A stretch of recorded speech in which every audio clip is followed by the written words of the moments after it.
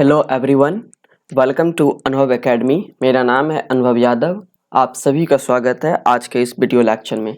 आज हम लोग बात करेंगे गेट बी 2020 का जो क्वेश्चन पेपर है, क्वेश्चन नंबर 20 से लेकर क्वेश्चन नंबर 30 तक। जो लोग नए हैं चैनल पर उसके लिए बता दें कि इसके पहले दो वीडियो में हमने बात किया है क्वेश्चन नंबर 1 से 10, फिर 10 से 20। ऊपर आई बटन में इसका लिंक दिया हुआ है, आप जाकर देख सकते हैं। Let's begin. आज का क्वेश्चन नंबर जो 21 है, पहला क्या कहता है, the molarity of the solution prepared by dissolving 8 gram sodium hydroxide in 250 ml of water will be. कहता है कि अगर हम 250 ml में 8 ग्राम सोडियम हाइड्रोक्साइड को डालें तो उसका मोलिरिटी या कंसंट्रेशन क्या होगा इन टर्म ऑफ मोलिरिटी। तो सिंपल सा इसका फार्मूला है कि मोलिरिटी बराबर होता क्या है, जो कंसंट्रेशन होगा सॉल्यूट का और वॉल्यूम क्या है उस सॉल्यूशन का। तो सिंपली यहाँ पर हमने जो बात किया है x अपॉन ये वाला जो पार्ट है, ये मोल का फार्मूला होता है ना, कि सॉल्यूट का क्या होगा। तो यहाँ पर एक और गलती हो गया है, ये ध्यान रखिएगा, बड़ी एम होगा। मोलिरिटी के लिए बड़ी एम हम लोग यूज करते हैं, ना कि छोटी एम। यहाँ पर होगा बड़ी एम, ठीक है। ये मोलिलिटी के लिए हम लोग यूज करते हैं छोटी एम, तो आगे हम लोग देखेंगे। तो सिंपल इस फार्मूले के बेसिस पर हम लोग निकालते हैं कंसंट्रेशन। देखिए 8 ग्राम है सॉल्यूट का concentration, that mean sodium hydroxide, और इसका कितना मॉलिक्यूलर वेट होगा। तो मॉलिक्यूलर वेट सोडियम का निकालने के लिए सोडियम का जो मॉलिक्यूलर होता है 23 और हाइड्रोजन का 1 और फिर 16 होता है ऑक्सीजन का। अगर आप सबको जोड़िएगा तो आता है आपका 40 मल्टीप्लाई इस, ये देखिए आपका जो कंसंट्रेशन दिया है सॉल्यूशन का 250 ml, क्या चीज़ में दिया है, ml में। इसको लीटर में बदलने के लिए आपको कितना से भाग देना होगा, 1000 से, इसीलिए हमने यहाँ पर इससे भाग दे दिया है। देखिए अगर आप कैलकुलेट कीजिएगा तो क्या आता है 8, ये 40 का 40 ज्यों है, अगर आप इसको डिवाइड कीजिएगा, ये 0 0 कट गया, फिर 25 और 100 दीजिएगा, ये 4 आएगा। तो ये 4 सिंपली भाग में है तो ऊपर जाएगा तो ये गुना में आ जाएगा। इसको आप सिंपली डिवाइड कीजिए, 4 जैसे ये है आपका, ये 4 और ये 4 कट गया, बचा कितना 10। सिंपली वही है स्टेप 8 10। अगर आप इसको डिवाइड कीजिएगा तो क्या आएगा, 0 अपॉन आपका जो राइट आंसर आएगा ये option D is right answer. बढ़ते हैं अगले सवाल की तरफ। देखिए क्या कहता है, choose the correctly matched pair of causative agent and the disease they cause. ध्यान से देखिए ऑप्शन क्या क्या है आपके पास। हेलमिंथिस, क्या है, एलिफेंटाइसिस दैट मीन्स फलेरिया जिसको कहते हैं, या फिर हाथी पांव रोग, रिंग वर्म। देखिए ये तो फंगस के कारण काउज होता है, तो देखने से ही पहला आपका ऑप्शन, तो ये आपका फंगस के कारण होता है। लेकिन यहाँ पर ये हेलमिंथिस तो फंगस नहीं है। येलो फीवर ये वायरस के कारण होता है, तो ऑप्शन फर्स्ट तो नहीं हो सकता। दूसरे पर देखते हैं, बैक्टीरिया। देखिए सिफिलिस और टाइफाइड तो बैक्टीरिया के कारण होता है, लेकिन एड्स का पूरा नाम क्या है, एक्वायर्ड इम्यूनोडिफिशियंसी सिंड्रोम, तो आपका ऑप्शन बी भी नहीं हो सकता। अब ऑप्शन सी की तरफ देखते हैं। सी क्या कहता है, वायरस के कारण, मर्स में वो मिसेल्स और पोलियो। हाँ ये बिल्कुल सही मैच्ड है। लेकिन ऑप्शन डी की तरफ भी देखते हैं, चिकन पॉक्स किसके कारण होता है, वायरस के कारण, तो ऑप्शन डी आपका नहीं हो सकता। तो राइट आंसर क्या है आपका, ऑप्शन सी। चलते हैं अगले सवाल की तरफ। देखिए क्या कहता है, बॉयल्स लॉ रिलेटेड टू, किससे रिलेटेड है। तो ये बहुत ही आसान केमिस्ट्री का है सवाल। तो ये जो रिलेटेड है kinetic theory of gas, option number A इसका राइट आंसर होगा। क्या कहता है बॉयल्स लॉ, बहुत ही आसान और सिंपल सा ये लॉ है कि अगर आप प्रेशर को इंक्रीज कीजिएगा तो वॉल्यूम जो होगा घट जाएगा।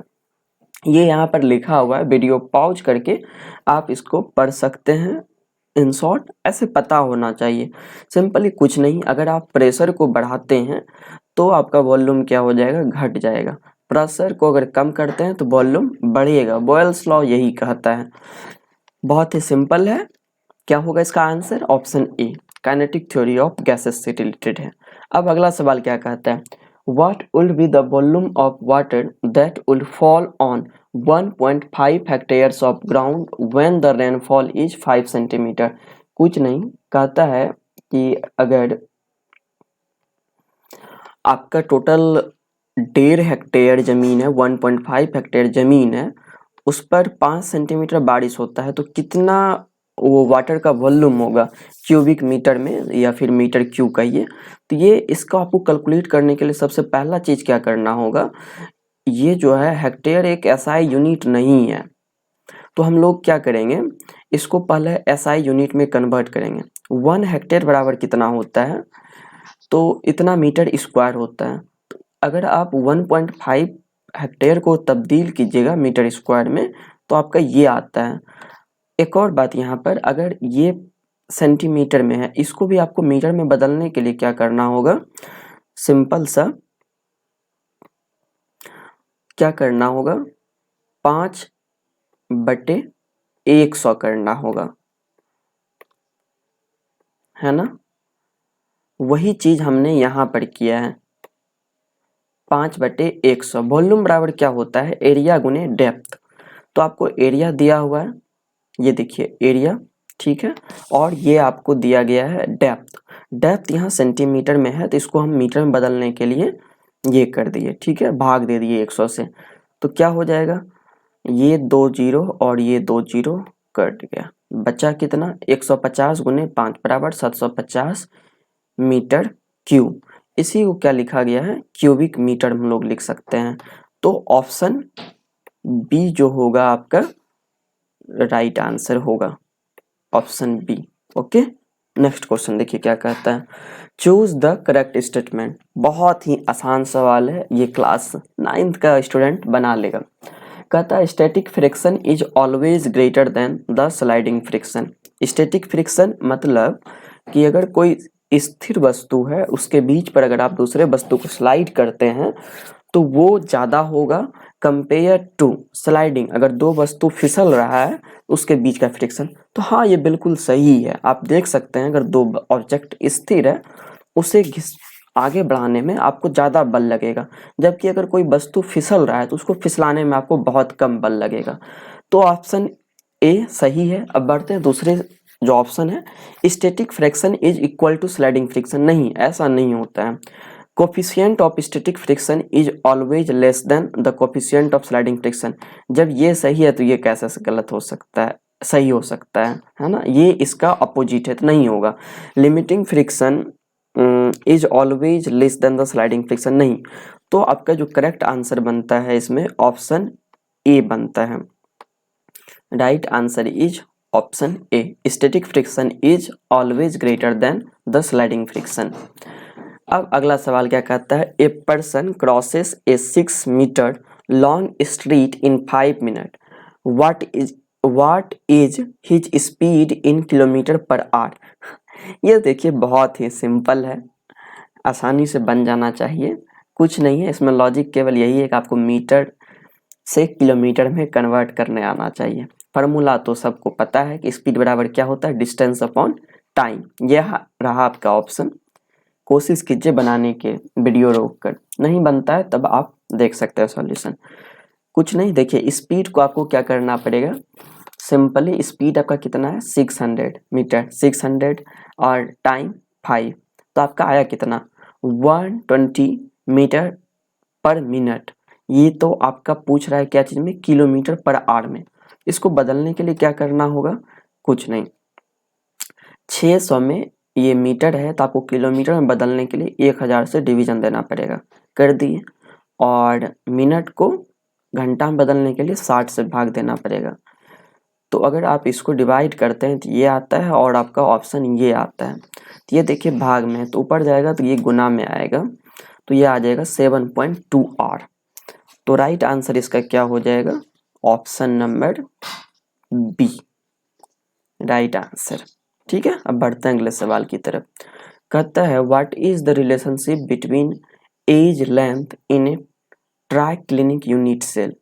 देखिए ट्राइक्लिनिक यूनिट सेल जो होता है ये केमिस्ट्री का है, सॉलिड स्टेट एक चैप्टर है 11th या 12th में, उससे है कुछ नहीं। इसमें आपका जो होता है ये क्यूबिक सेल है, एसिमेट्रिकल होता है। इसका होता है कि कोई भी बराबर नहीं होगा भुजा, in not equal to not b not equal to c, मतलब कोई भी भुजा उसका आपस में बराबर नहीं होगा। इसका राइट आंसर क्या होगा, ऑप्शन नंबर डी, है ना, ये आपका राइट है। अब बढ़ते हैं अगले सवाल की तरफ।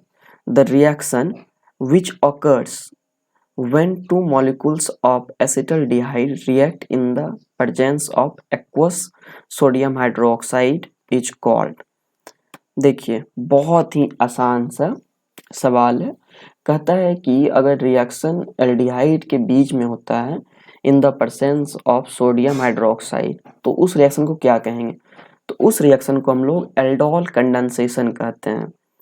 क्या कहते हैं, एल्डोल कंडेंसेशन। सिंपली यहाँ पर एक एग्जाम्पल दिया हुआ है, देख सकते हैं। ये आपका एल्डिहाइड है, अगर आप डाइल्यूट सोडियम हाइड्रोक्साइड के प्रेजेंस में करते हैं तो एल्डोल बन रहा है यहाँ पर, है ना।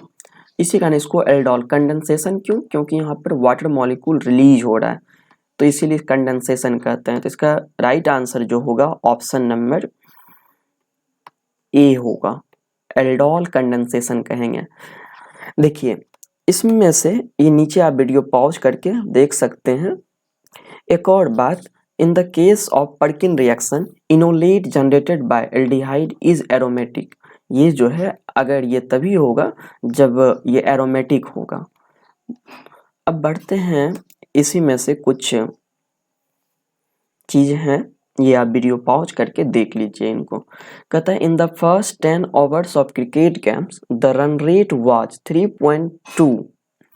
What should be the run rate in the remaining 40 overs to reach the target 282? आपके सामने ये रहा ऑप्शन, क्या इसका रन रेट होगा। तो आसान है, बन जाना चाहिए। देखिए बहुत ही सिंपल, क्या कह रहा है, पहला 10 ओवर में कितना रन बना, तो सिंपली आप क्या कीजिएगा, इसको गुना कर दीजिए, कितना रन बन जाएगा, 32 रन बनेगा पहला 10 ओवर में। ठीक है, तो कह रहा है टोटल आपको टारगेट कितना मिला है, 282 का टारगेट मिला है। तो 10 ओवर में जो रन बना आप उसको घटा दीजिए, तो कितना बचता है आपका 250 रन। और यहाँ पर देखिए साफ लिखा हुआ है रिमेनिंग ओवर, मतलब आपके पास 40 ओवर बचा हुआ है। तो कुछ नहीं, सिंपली आप डिवीजन कर दीजिए, जो आएगा वही रन रेट होगा आपका। तो इसका सही आंसर क्या होगा, ऑप्शन नंबर बी इसका राइट आंसर होगा। ठीक है, 6.25 पर ओवर आपको रन रेट चाहिए अचीव करने के लिए। Thank you for listening. अगर आपको अगर पसंद आया हो हमारा ये वीडियो लेक्चर, तो चैनल को सब्सक्राइब कर दें, और आप हमसे कनेक्ट कर सकते हैं व्हाट्सएप के थ्रू या फिर anubhavacademy.01@yahoo.com। अगर